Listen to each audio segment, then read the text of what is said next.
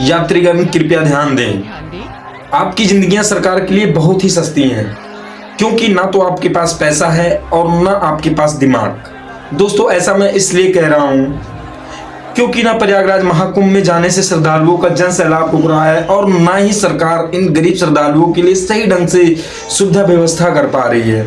हम लोग तो किसी तरह निकल गए। मेरी ननद बेचारी उधर ही उसका वेट कर रहे थे कि अब आएगी वो, लेकिन जब गए तो उसके सारे कपड़े बिखरे पड़े थे, वो मर चुकी थी। हम तो 14 आदमी थे, लेकिन मेरे सामने जो मृत्यु हुआ है वो 11 आदमी हमने अपनी नजर से देखा है। आखिर कब तक हम गरीबों को मर मर के सरकार को ये बताना पड़ेगा कि नहीं, बस प्लीज अब बस करो। हम तो मरकर मोक्ष पा लिए, लेकिन प्लीज अब औरों की जानें आप बचा लीजिए। अब किसी और भगदड़ में या और किसी हादसे में गरीब के परिवारों का घर मत उजाड़िए। दोस्तों मुझे ये तो समझ में आ रहा है कि प्रयागराज महाकुंभ में जो भगदड़ हुई उसमें श्रद्धालुओं की जन सैलाब बहुत ही ज्यादा था। तकरीबन 30 से 40 करोड़ व्यक्ति आए थे, ऐसा मैं मान सकता हूं। लेकिन जो शनिवार रात नई दिल्ली रेलवे स्टेशन पर हादसा हुआ उसका क्या? क्योंकि ना तो यहाँ पे कोई ट्रेन पलटी थी, ना ट्रेन पटरी से उतरी थी और ना ही कोई एक्सीडेंट हुआ था। फिर यह हादसा कैसे हुआ? 18 लोगों की मौतें कैसे हुई? दोस्तों मैं आप लोगों की जानकारी के लिए बता दूं, जो दुर्घटना की रात रेलवे कर्मचारियों का स्टेटमेंट आ रहा था, इस लापरवाही को, इस गलती को मानने को तैयार ही नहीं हो रहे थे, क्योंकि उनका बयान था कि रेलवे में भगदड़ नहीं हुई, ना ही प्लेटफार्म चेंज किया गया, ना ही कोई ट्रेन कैंसिल हुई। गलती तो उन लोगों की थी जिनको प्रयागराज संगम में मोक्ष पाने जाना था। वो लोग देश के राजधानी के सबसे बड़े वीआईपी रेलवे स्टेशन पर सरकार के सिस्टम के कारण, रेलवे की लापरवाही के कारण उन लोगों को नई दिल्ली रेलवे स्टेशन के प्लेटफार्म पर ही अपनी जिंदगी की आखिरी सांसें गिननी पड़ी। दोस्तों आपको जानकर बड़ी हैरानी होगी कि नई दिल्ली रेलवे स्टेशन प्रधानमंत्री आवास से सिर्फ महज 5 किलोमीटर की दूरी पे है, रेल भवन से केवल 4 किलोमीटर और राष्ट्रपति भवन से सिर्फ 5.25 किलोमीटर। और जिस संसद भवन में खड़े होकर रेल मंत्री ये दावा कर रहे थे कि दिव्य महाकुंभ दर्शन के लिए जाने वाले यात्रियों के लिए हमने खास बंदोबस्त, खास सुविधा की है, उसी संसद भवन से रेलवे स्टेशन की दूरी सिर्फ महज 3 किलोमीटर की है, महज 3 किलोमीटर की। दोस्तों उसके बावजूद नई दिल्ली रेलवे स्टेशन के 14 नंबर प्लेटफॉर्म से प्लेटफॉर्म नंबर 16 के एस्केलेटर के पास तक भगदड़ में 18 यात्री मारे गए। दोस्तों सबसे बड़ी हैरानी की बात यह है कि यह घटना कहीं दूर दराज के गांवों में, दूर दराज के कस्बों में, शहरों में नहीं हुई थी। ये सरकार के एकदम नाक के नीचे ये घटना हुई है। ये घटना नई दिल्ली रेलवे स्टेशन पर हुई है। पूछती है भारत की जनता, पूछता है गरीब नागरिक कि कैसी व्यवस्था थी उस रेलवे स्टेशन पर, नई दिल्ली रेलवे स्टेशन पर, जहां पर हमेशा वीआईपीओ का जमावड़ा लगा रहता है। दोस्तों ये हमारे देश की राजधानी दिल्ली की ये हालत है। वाह रे भाई वाह, अजबो गजब सरकार चला रहे हो। समझ में नहीं आता क्या कर रहे हो, कैसे सरकार चला रहे हो, कैसी व्यवस्था दे रहे हो। और यहाँ तो रेलवे भगदड़ को मानने को ही तैयार नहीं है। झूठ पे झूठ, झूठ पे झूठ। दोस्तों ये घटना 9:30 बजे की है और तकरीबन 2 से ढाई घंटा रात रेलवे कर्मचारियों ने झूठ पर झूठ बोला, प्रेस मीडिया, न्यूज रिपोर्टर सबसे, कि यहाँ ऐसी कोई वारदात नहीं हुई, यहाँ कोई भगदड़ नहीं हुआ। आखिर ऐसा क्यों ऐसा क्यों? दोस्तों इस घटना को छिपाने के लिए रेलवे सरकारी कर्मचारियों की तरफ से झूठ बोला गया, बहुत बड़ा झूठ बोला गया। जैसे कोलकाता रेप केस को लेकर हुआ था, वहां अस्पताल के कुछ डॉक्टर लोग झूठ बोल रहे थे, यहाँ पे रेलवे कर्मचारी झूठ बोल रहे थे, यहाँ पर रेलवे कर्मचारी झूठ बोल रहे थे। कहने का मतलब कि कोई गलती अगर हो जाती है तो क्या हम झूठ बोले? दोस्तों सबसे पहले रेलवे की तरफ से कहा गया यह एक अफवाह है, यहाँ ऐसा कुछ नहीं हुआ। इसके बाद कहा गया नो स्टैम्पेड, और इसके थोड़ी देर बाद ही कहा गया कि स्टैम्पेड जैसी सिचुएशन है। दोस्तों इसके बाद ये खत्म नहीं हुआ, फिर इसके बाद एक नया स्टेटमेंट आया कि यहाँ पर भीड़ बहुत ज्यादा थी, और उसके कुछ थोड़ी देर बाद ह्यूज रश, और लास्ट में सिचुएशन अंडर कंट्रोल बताकर अंत में वीडियो दिखाकर कहा गया कि यहाँ पर 18 लोगों की मौतें हुई हैं। मतलब इतना बड़ा सच छिपाया जा रहा है। कहने का मतलब दोस्तों कि इतनी बड़ी घटना को ये मौत के सन्नाटे में दबा देना चाहते हैं सरकार। मैं रेलवे मंत्री को बता देना चाहता हूं कि सारा कुछ पावर प्रेजेंटेशन दिखाने से नहीं होता, क्योंकि यह बात सभी को पता है कि प्रयागराज जाने वालों की संख्या लास्ट के वीक के लास्ट में बढ़ जाती है। जगह जगह से न्यूज, ये खबरें आती रही हैं कि ट्रेनों में कैसे लोगों को धक्का मुक्की से ठूस ठूस के भरा जा रहा है ट्रेनों में। ट्रेनों, स्पेशल ट्रेनों के नाम पे देश की जनता को लूटा जा रहा है, बेवकूफ बनाया जा रहा है। लोग लेटरिन में बैठ बैठकर, उसके खिड़की, लेटरिन के बगल बैठ बैठकर खिड़कियों से घुस रहे हैं ट्रेनों के अंदर, गेट पे लटक कर जा रहे हैं। किसको नहीं पता? ये सबको पता है। फिर भी सरकार ने इतनी बड़ी लापरवाही बरती क्यों? क्या प्लेटफॉर्म पर सीसीटीवी कैमरे नहीं थे? अगर सीसीटीवी कैमरे थे तो क्या किसी कर्मचारी ने देखा नहीं? अगर देखा तो वहां पर आरपीएफ बल क्यों नहीं लगाया?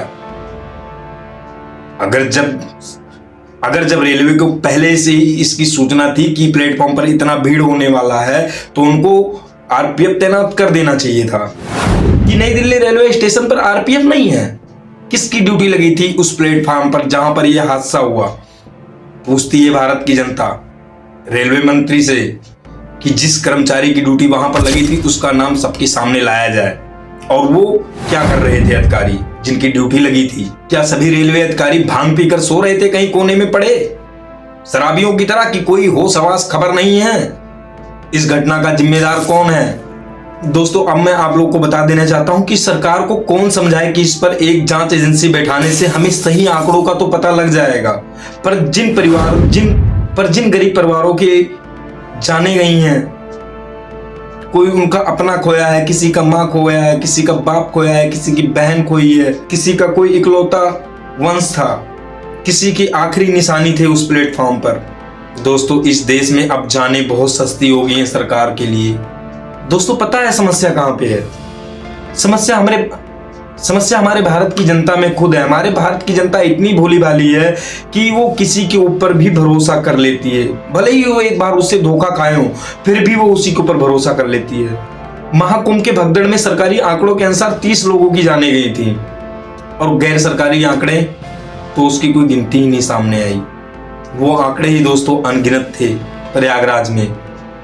पर सरकार ने अपने आंकड़ों के हिसाब से जांच एजेंसी बैठाकर 30 लोगों की सिर्फ मौतें गई। अब आप ही सोचो, जहां पे 40 करोड़ जनता, 40 करोड़ श्रद्धालु जा रहे हैं, वहां की भगदड़ में क्या 30 ही लोग मरे होंगे? How is this possible? Not possible. फिर भी दोस्तों, भारत की जनता वो सब भूलकर एक बार फिर से अपनी सरकार पर भरोसा किया। फिर प्रयागराज महाकुंभ में भीड़ लगने लगी, फिर श्रद्धालु उसी श्रद्धा, उसी विश्वास के साथ वहां जाने लगे। जनता ने सोचा कि एक बार गलती हो गई, कोई बात नहीं, अब सरकार हमारी जाने नहीं जाने देगी। और दोस्तों, अभी कुछ ही दिन बीते थे, ये एक नया भगदड़ का हादसा सामने आ गया। इससे हमें पता चलता है दोस्तों कि गरीबों की जानें कितनी सस्ती हैं। दोस्तों, अब सरकार के कुछ सरकारी दल्ले या सरकारी प्रचार करने वाले, सरकार के समर्थक जो चंद वोटों की लालच में आकर इनका प्रचार करते हैं, सच्चाई को दबाते हैं, झूठ को उठाते हैं, सच्चाई को दबाते हैं, झूठ को उठाते हैं। क्या आप लोग नहीं जानते उन न्यूज मीडिया रिपोर्टर वाले चैनलों को? नहीं जानते हो तो आप मुझसे बोलो, मैं नाम बता दूं कि कौन ईमानदार कौन बेईमान है। मुझे पता है, मैं भी एक नागरिक हूं भारत का, और भारत का संविधान मुझे हक देता है कि मेरे देश में हो रहे किसी भी अत्याचार, किसी भी जुल्म के खिलाफ मैं अपने आवाज उठा सकूं। अंडरस्टैंड? You better understand. अब सरकार के कुछ दल्ले वाहवाही बटोरने के लिए इसका भी प्रचार प्रसार कर सकते हैं कि यहां ऐसा कुछ नहीं हुआ, वो सब झूठ था, जो दिखाया गया वो झूठ था। इस बार 144वें महाकुंभ के शुभ अवसर पर ये दूसरा महासंयोग है, दूसरा हादसा है। ये इंडिया है ना, यहां कुछ भी हो सकता है। आवाज नहीं उठाओगे तो आपकी आवाजें दबा दी जाएंगी। अपने हक के लिए निकलोगे लड़ने तो आपको मार दिया जाएगा। नहीं होता है। उत्तर प्रदेश से बिलोंग करता हूं, वीडियो में बताया हूं, जाके देख लेना कहां का रहने वाला हूं। डरता नहीं हूं, डरना पड़ेगा। हर उस सरकारी मुलाजिम को, हर उस सरकारी कर्मचारी को डरना पड़ेगा, क्योंकि वो जनता का नौकर है। तुम जनता के नौकर हो। जूता कितना भी महंगा हो जाए वो सर के ऊपर नहीं रखा जाता, पहना पांव में ही जाता है। इस चीज को ध्यान रखो हर सरकारी कर्मचारी। दोस्तों, कह हटाओ, ये तो सरकारें हैं, कुछ भी कर सकती है, कुछ भी कह सकती है, कुछ भी दिखा सकती है। ये सरकार है दोस्तों, कुछ भी कर सकती है। इस चीज को हमें समझना पड़ेगा, हमें खुद को जागना पड़ेगा। दोस्तों, अगर हम सब कुछ भूल जाएं, सब कुछ छोड़ दें, तो हम ये कैसे भूल जाएं? कि प्रतिदिन प्रयागराज महाकुंभ में जाने वाले करोड़ों की तादाद में श्रद्धालुओं की संख्या जा रही है, तो फिर दिल्ली के रेलवे स्टेशन पर कोई खास सुविधा बंदोबस्त क्यों नहीं किया गया कि हर बात को षड्यंत्र साजिश कहकर टाला जा सकता है। ये हादसा षड्यंत्र और साजिश है। वाह रे देश की जनता, वाह, कमाल है। सरकार कह रही है हम इसके ऊपर जांच एजेंसी बैठाएंगे। कहने का मतलब दोस्तों कि जितनी बड़ी ट्रेजेडी उतनी बड़ी जांच एजेंसी और उतना ही बड़ा ड्रामा सरकार का। सरकार वहां जांच एजेंसी बैठाएगी, फिर वहां से सरकारी आंकड़े आएंगे और फिर पोस्टमार्टम रिपोर्ट आएगी और उस पोस्टमार्टम रिपोर्ट में लिखा होगा कि किसी के सर में चोट लगने से मौत हो गई, किसी का दम घुटने से मौत हो गई और यहां तक कि ये भी लिखा होगा कि कोई शौक में ही मर गया, ये देखकर ही मर गया कि यहां इतनी भीड़ है। रीजन कुछ भी हो सकता है, सरकार है, कुछ भी कर सकती है। It is possible, yes. लेकिन दोस्तों क्या कहीं उस रिपोर्ट में ये लिखा होगा कि रेलवे के नकारेपन से, रेलवे कर्मचारी की लापरवाही की वजह से, रेलवे की सही व्यवस्था न होने की वजह से इन गरीब लोगों की जानें गई? हजारों लोगों की भीड़ को संभालने के लिए जितने इंतजाम की जरूरत थी, जितनी व्यवस्था की जरूरत थी, क्या सरकार, क्या रेलवे कर्मचारी ने उतनी सारी व्यवस्था की थी? नहीं दोस्तों, ये नहीं लिखा होगा। ये दावा है कि हर घंटे 1500 टिकट काटकर जनता को बस किसी तरह स्पेशल ट्रेन का प्रचार प्रसार दिखाकर लैट्रिन के डब्बों में ठूस ठूस कर भरकर उन्हें प्रयागराज भेजना था। दोस्तों प्लेटफॉर्म पर सीसीटीवी कैमरा था, पर उस कैमरे से उस प्लेटफॉर्म की भीड़ किसी कर्मचारी ने नहीं देखी, किसी को नहीं दिखा इतना भीड़ है प्लेटफॉर्म पर, किसी ने नहीं देखी इतनी भीड़ को। या फिर मान लिया जाए कि रेलवे को अंदाजा नहीं था कि प्लेटफॉर्म पर इतनी भीड़ होगी, और अगर अंदाजा था और सब कुछ पता था रेलवे कर्मचारियों को, वो अपने ड्यूटी पर तैनात थे, वो अपनी रिस्पॉन्सिबिलिटी निभा रहे थे, तो फिर इस घटना का जवाबदेही कौन है? इस दुर्घटना का जवाब कौन देगा?